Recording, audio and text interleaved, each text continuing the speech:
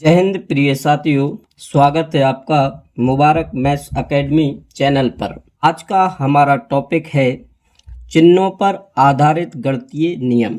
तो मैथ्स को आसान बनाने एवं सीखने समझने में गणितीय चिन्हों का महत्वपूर्ण योगदान होता है। तो आशा करता हूं कि आपको आज का वीडियो लेक्चर आपको बेहद पसंद आने वाला है, इसलिए इसे ज़रूर देखना है, समझना है और आपको नोट भी करना है। आज का हमारा टॉपिक है चिन्हों पर आधारित गणितीय नियम। चिन्ह गणित में किस तरीके से अपनी महत्वपूर्ण भूमिका निभाते हैं, उसी को जानना है, उसी को देखना है, उसी को समझना है। तो याद रखना, गणित में मुख्यतः चार प्रकार की संक्रियाएं होती हैं। सर वो चार प्रकार की संक्रियाएं कौन सी होती हैं? तो यह आपने भी पढ़ा होगा, जाना होगा और जानते होंगे, लेकिन इसे हम बारीकियों से समझना है, तब हम इसकी शुरुआत करते हैं। तो गणित में मुख्यतः चार प्रकार की संक्रियाएं होती हैं। संक्रियाओं से तात्पर्य होता है जिनके द्वारा हम गणितीय कैलकुलेशन, गणितीय क्रियाओं को करते हैं, उसे हम संक्रिया बोलते हैं। तो आइए पहली संक्रिया को हम जानते हैं। तो हमारी पहली संक्रिया है एडिशन। और एडिशन को हम हिंदी में जोड़ना कहते हैं। और जोड़ने को हम प्लस साइन, इस प्रकार के साइन से दर्शाते हैं, प्रदर्शित करते हैं। दूसरी संक्रिया का नाम है सबट्रैक्शन। और सबट्रैक्शन का अर्थ होता है घटाना, और घटाने को हम इस साइन द्वारा प्रदर्शित करते हैं। अगली जो हमारी संक्रिया होती है मल्टीप्लाई को हम गुणा कहते हैं, और गुणा को हम दिस चिन्ह के द्वारा प्रदर्शित करते हैं। और अगली जो संक्रिया जो हमारी होती है डिवीजन। तो डिवीजन को हम यहाँ पर भाग कहते हैं, और इसे इस प्रकार के चिन्ह द्वारा हम प्रदर्शित करते हैं। यहाँ पर आपको याद रखना, जो धन होता है और जो गुणा होता है, यह किसी भी वस्तु को, पदार्थ को या संख्याओं को बढ़ाने का काम करता है, इंक्रीज करता है, बढ़ाता है। जबकि आपको यह भी याद रखना है कि जो हमारा माइनस होता है और जो डिवाइड का साइन होता है, ये किसी भी वस्तु को या पदार्थ को या संख्याओं को घटाने का काम करता है। यह चीज़ों को घटाता है और यह चीज़ों को बढ़ाता है। अगर आपसे कोई पूछे सबसे ज़्यादा वृद्धि करने वाला साइन कौन सा होगा, तो सबसे ज़्यादा वृद्धि करने वाला साइन जो होगा हमारा गुणा होगा। और आपसे पूछा जाए सबसे अधिक कमी करने वाला साइन कौन होगा, तो यहाँ पर हमारा सबसे ज़्यादा कमी करने वाला साइन भाग होगा। तो आइए अब हम चिन्हों को लेकर जानते हैं। तो नियम फर्स्ट हमसे कहता है कि यदि दोनों संख्याओं के चिन्ह समान हो, यदि दोनों संख्याओं के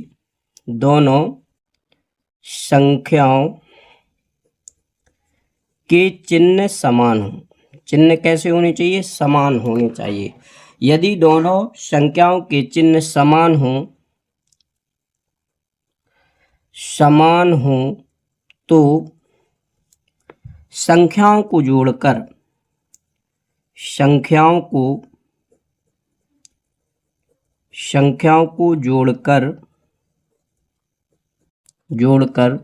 हम वही चिन्ह लगाते हैं।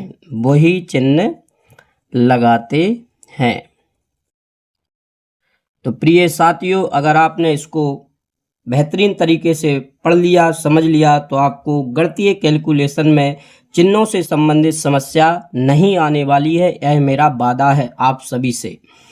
तो हमने यहाँ पर क्या देखा कि यदि दोनों संख्याओं के चिन्ह समान हो तो संख्याओं को जोड़कर हम वही चिन्ह लगाते हैं। सर समझ में नहीं आया तो आइए, जैसे यहाँ पर आपको देखना है, समझना है कि यहाँ पर हमने एक संख्या ली प्लस की 5 और एक संख्या ली हमने प्लस की 3। तो इस प्रकार से हमारे पास दो संख्याएं लेते हैं जिसमें यह प्लस का 5 है और यह प्लस का 3 है। इसके आगे भी चिन्ह धन का है और इसके आगे भी चिन्ह धन का है। अब इसे हम जोड़ते हैं तो क्या बोला गया है कि यदि संख्याओं के चिन्ह समान हो तो संख्याओं को जोड़कर हम वही चिन्ह लगाते हैं। तो इनको जोड़ेंगे तो 5 और 3 हमारा कितना हो जाएगा, 8 हो जाएगा। और चिन्ह हमें वही लगाना है जो संख्याओं के साथ लगा हुआ है। जैसे कि हम एक अगला उदाहरण और ले लेते हैं। जैसे कि हमने यहाँ पर लिया प्लस का 6 और प्लस के 6 में हम प्लस का 5 जोड़ते हैं। जोड़ने के लिए हम प्लस का साइन लगाएंगे तो यहाँ पर देखिए यह वाली संख्या जो है 5 इसका भी चिन्ह धन का है और यह वाली जो संख्या 6 इसका भी चिन्ह हमारा धन का है। तो दोनों संख्याओं को हम आपस में ऐड करेंगे तो 6 और 5 हमारा कितना हो जाएगा, 11 हो जाएगा। और चिन्ह हमें वही लगाना है जो संख्याओं में दिया था। तो इस प्रकार से हमारा जो आंसर निकल के आएगा प्लस का 11। अब हम और उदाहरण लेते हैं। जैसे हमने यहाँ पर लिया माइनस का 5, माइनस का क्या लिया 5, और यहाँ पर हमने लिया माइनस का 2। लेकिन हमें क्या करना है, संख्याओं को जोड़ना है। तो जोड़ने के लिए हम प्लस का साइन यूज करेंगे। तो और बराबर में क्या प्राप्त होगा, यहाँ पर आपको सीधा सीधा याद रखना है कि माइनस का 5 ए है और माइनस का 2 है। तो चिन्ह दोनों के कैसे दिख रहे हैं, समान दिख रहे हैं। और इनको जोड़ना है तो दोनों संख्याओं को जोड़ दीजिए तो 5 और 2 कितना हो जाएगा, 7 हो जाएगा। और परिभाषा में क्या बोला गया है, वही चिन्ह लगाते हैं जो संख्याओं के साथ होता है। तो 2 के साथ कौन सा चिन्ह दिख रहा है हमें, माइनस का 2। और यहाँ पर 5 के साथ कौन सा चिन्ह दिख रहा है, माइनस का। तब हम चिन्ह कौन सा लगाएंगे, माइनस का। तो इस तरीके से हमारा आंसर क्या हो जाएगा, माइनस का 7। एक और उदाहरण हम ले लेते हैं। जैसे हमने यहाँ लिया माइनस का 10 और यहाँ पर हमने ले लिया माइनस का 3 और इसको हमें जोड़ना है क्योंकि परिभाषा में बोला गया है जोड़ना है। तो माइनस का 3 ये भी है और माइनस का 10 ये भी है। तो दोनों के चिन्ह समान है तब इसे हम ऐड करेंगे। तो 10 और 3 हमारा कितना हो जाएगा, 13 हो जाएगा। चूंकि दोनों के चिन्ह समान है तो यहाँ पर हम माइनस का चिन्ह लगाएंगे। तो यह नोट कब लागू होता है, जब दोनों संख्याओं के चिन्ह समान हो। यदि संख्याओं के चिन्ह समान ना हो तब क्या करना होगा। तो आइए अब हम नियम नंबर 2 की बात करते हैं। तो नियम सेकंड हमसे कहता है कि यदि चिन्ह असमान हो, यदि चिन्ह अलग अलग हो या चिन्ह अलग हो, यदि चिन्ह अलग हो तो बड़ी संख्या में से छोटी संख्या को घटाते हैं एवं चिन्ह बड़ी संख्या का लगाते हैं। तो क्या जाना हमने कि यदि चिन्ह अलग हो, अब यहाँ पर कैसे अलग मतलब असमान हो, तो बड़ी में से छोटी संख्या को क्या करते हैं, घटाते हैं एवं चिन्ह बड़ी संख्या का लगाते हैं। सर अभी समझ में नहीं आया, तो आइए जानते हैं। जैसे यहाँ पर आपको ऐसी संख्या लेना है जिनके चिन्ह अलग हों और फिर उनको जोड़ना है। तो यहाँ पर हमने ले लिया प्लस का 9 और यहाँ पर हमने ले लिया माइनस का 4। अब इसको हम जोड़ते हैं।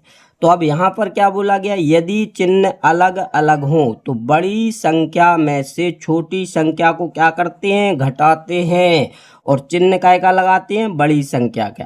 तो सबसे पहले तो चेक करो बड़ी संख्या क्या है। तो बड़ी संख्या यहाँ पर हमारी प्लस की 9 है और इसके साथ का किसका चिन्ह है, धन का चिन्ह है। और छोटी संख्या हमारी क्या है, माइनस का 4 और इसके साथ माइनस का चिन्ह है। तो बड़ी संख्या में से छोटी संख्या को घटा दीजिए। तो 9 में से 4 जाएगा तो बचेगा हमारा 5 और चिन्ह का लगाना है, बड़ी संख्या का। तो इस तरीके से हम इसको हल करेंगे। और एक और उदाहरण ले लेते हैं। तो जैसे हमने लिया माइनस का 10 और एक अगली संख्या ले ली हमने प्लस का 3। अब इसको जोड़ना है तो कैसे जोड़ेंगे, सबसे पहले तो ये देख ले सबसे बड़ी संख्या क्या है 10 और ये काय का चिन्ह लिए है माइनस का चिन्ह लिए, छोटी संख्या क्या है 3, ये काय का चिन्ह लिए प्लस की। तो क्या बोला है, जब चिन्ह असमान हो तो बड़ी संख्या में से छोटी को घटाना है। तो 10 में से हमारा 3 जाएगा तो यहाँ पर बचेगा 7। अब चिन्ह कौन सा लगाएं, तो बड़ी संख्या का लगाना है। तो बड़ी संख्या क्या है हमारी 10 है और इसके साथ काय का चिन्ह है माइनस का, तो यहाँ पर हम माइनस का चिन्ह लगाएंगे। तो आशा करते हैं कि आप यह नियम भी समझ गए होंगे।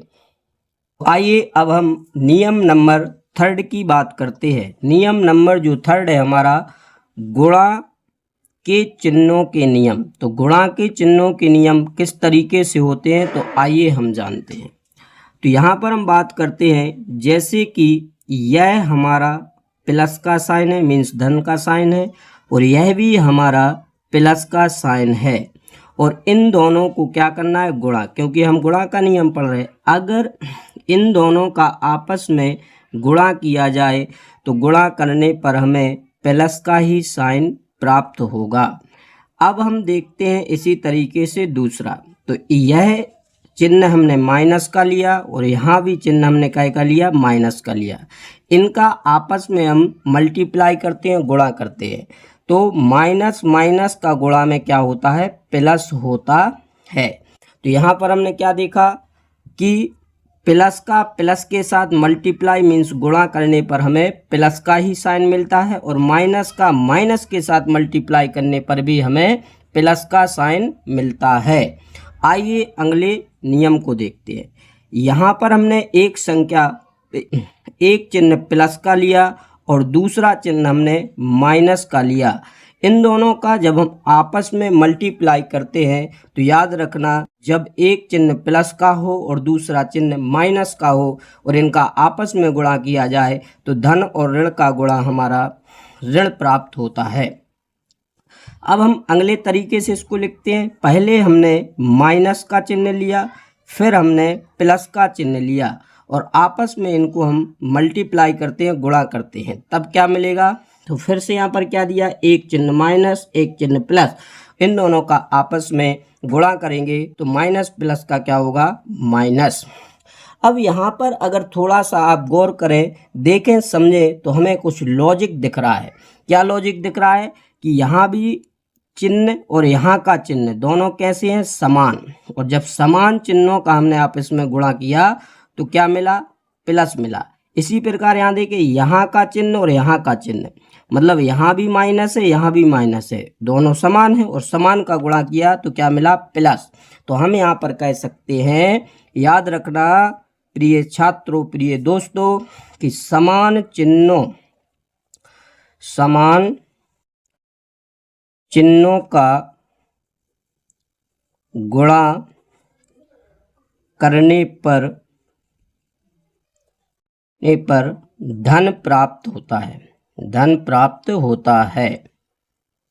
तो ये बात आपको याद रखना है। इसी प्रकार अगर हम यहाँ देखें तो यहाँ पर एक चिन्ह हमारा प्लस का है और एक चिन्ह माइनस का है, और जब प्लस माइनस का अलग अलग चिन्ह है मतलब असमान चिन्ह है तब हमें चिन्ह माइनस का प्राप्त होता है।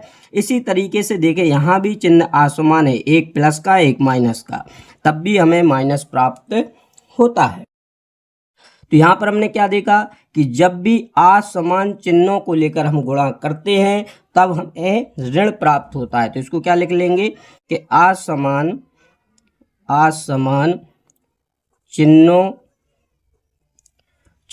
का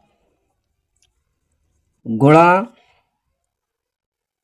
करने पर माइनस मीन्स ऋण प्राप्त होता है, ऋण प्राप्त होता है।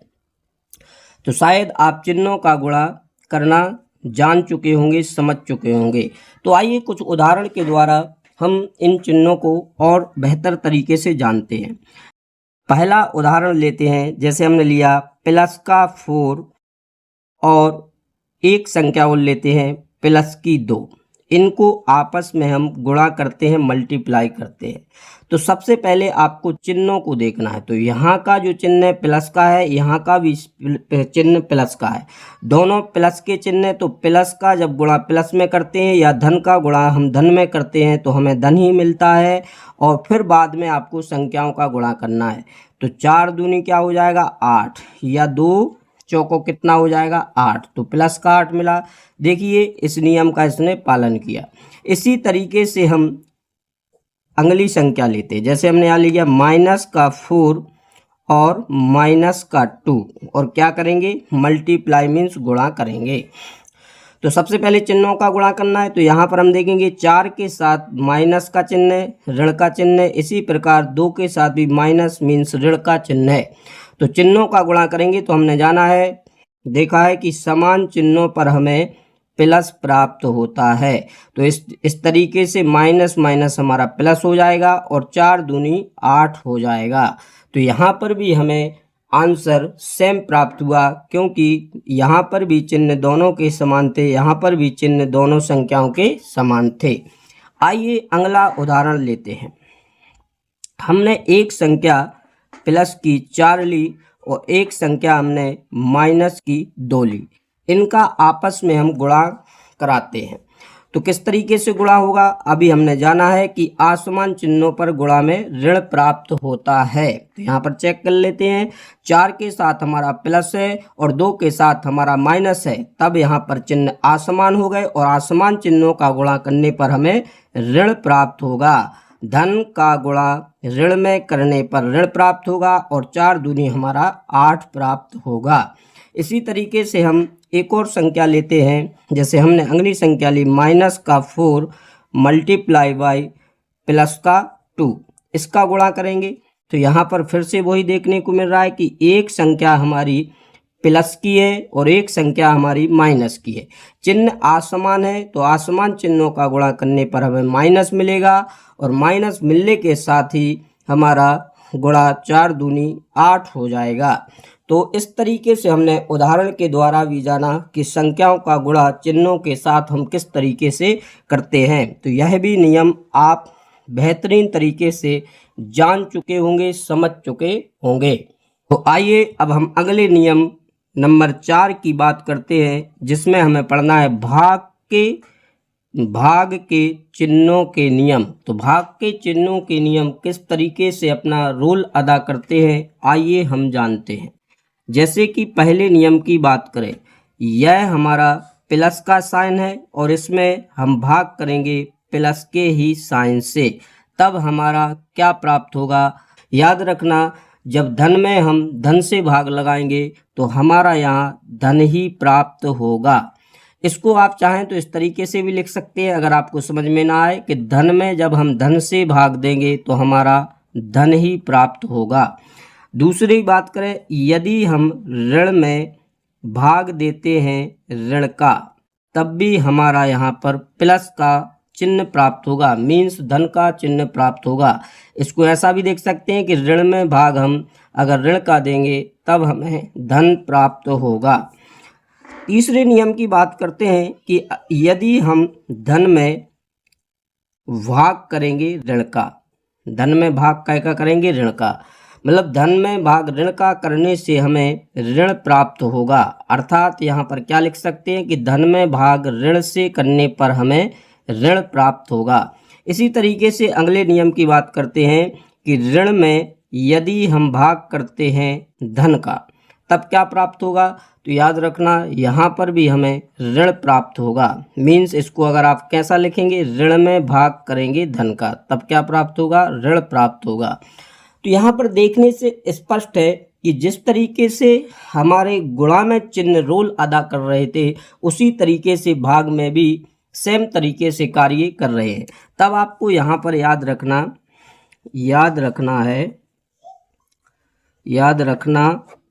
कि गुणा के जैसे ही समान चिन्हों पर धन प्राप्त होता है, धन प्राप्त होता है तथा असमान चिन्हों पर ऋण प्राप्त होता है। तो यह तो सेम बात हो गई, तो इसको आपको ज़्यादा याद रखने की भी ज़रूरत नहीं है। जिस तरीके से गुणा में नियम फॉलो होंगे चिन्हों को लेकर, उसी तरीके से भाग में भी नियम फॉलो होते हैं। आइए हम कुछ उदाहरण के द्वारा इस भाग के नियम को जानते हैं, देखते हैं, समझते हैं। यहाँ पर हमने एक संख्या ली प्लस की 12, एक संख्या क्या ली प्लस की 12, और इसमें हम भाग करेंगे प्लस के 3 से। इसको लिखने का जो तरीका होता है, इसे हम इस तरीके से भी लिख सकते हैं कि प्लस का 12 बटे प्लस का 3। तो प्लस से प्लस कटेगा, या काटो या ना काटो कोई मतलब नहीं है। तो 3 चौको 12, तो प्लस का ही 4 मिलेगा।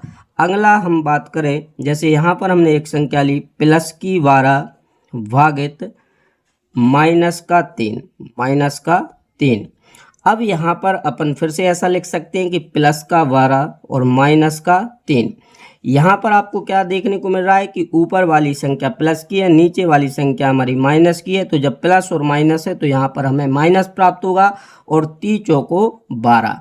देखिए चिन्ह समान थे, चिन्ह कैसे थे, समान थे तो प्लस मिला। यहाँ पर देखिए चिन्ह कैसे हैं, असमान, तब हमें क्या मिला, माइनस मिला। आगे हम देखें तीसरा नियम, माइनस का 12 लेते हैं और भाग करते हैं हम माइनस के ही 3 से। तो इसको लिखने का क्या तरीका होगा कि माइनस का 12 और माइनस का 3, चिन्ह कैसे हो गए, समान, और समान चिन्ह हो गए तो समान चिन्ह पर क्या मिलेगा, प्लस, और 3 चौका कितना हो जाएगा, 12। इसी तरीके से हम अगला भी देख सकते हैं कि हम यहाँ पर ले सकते हैं प्लस का 12 और भागित माइनस का 3। तो यह नियम हम देख चुके हैं। तो यहाँ पर भी क्या आंसर निकलेगा, माइनस प्लस है तो माइनस आएगा, और 3 चौका क्या हो जाएगा, 12 हो जाएगा। तो इस तरीके से आप उदाहरण के द्वारा भी भाग के चिन्हों को समझ चुके होंगे, जान चुके होंगे। अब आपको एक और नोट याद रखना है, मैं आपको बताना चाहता हूँ, यह भी आपके लिए महत्वपूर्ण हो जाता है। यदि कोई संख्या के आगे, यदि कोई संख्या के आगे कोई भी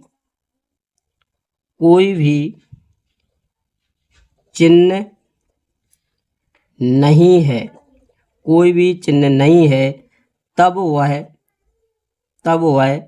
धन की संख्या होगी। सर समझ में नहीं आया, मैंने क्या बताया कि यदि कोई संख्या है और उसके आगे कोई चिन्ह नहीं है, तब वह संख्या धन की होगी। जैसे हमने लिखा 6, अब 6 के आगे कोई चिन्ह दिख रहा है क्या, नहीं सर, बिल्कुल कोई चिन्ह नहीं दिख रहा है, तब ये जो 6 है हमारा प्लस का होगा। जैसे हमने लिखा यहाँ पर ए के आगे कोई चिन्ह दिख रहा है, नहीं सर, नहीं दिख रहा है, तब ये जो है हमारा काय का होगा, प्लस का ए, और इसी प्रकार से ये काय का होगा, प्लस का 6। तो याद रखना, संख्या के आगे धन का चिन्ह लगाना अनिवार्य नहीं होता है, आप उसे धन का मान सकते हैं। तो इसी के साथ आज का हम यह इम्पोर्टेंट लेक्चर समाप्त करते। आशा करते हैं कि आपको वीडियो अच्छा लगा होगा। अगर वीडियो अच्छा लगे तो लाइक करें, शेयर करें, सब्सक्राइब करें और बेल आइकन को जरूर प्रेस करें, ताकि हमारे द्वारा बनाए गए वीडियो आपको समय अनुसार प्राप्त होते रहें। इसी के साथ जय हिंद, जय Bharat, thank you, all of you.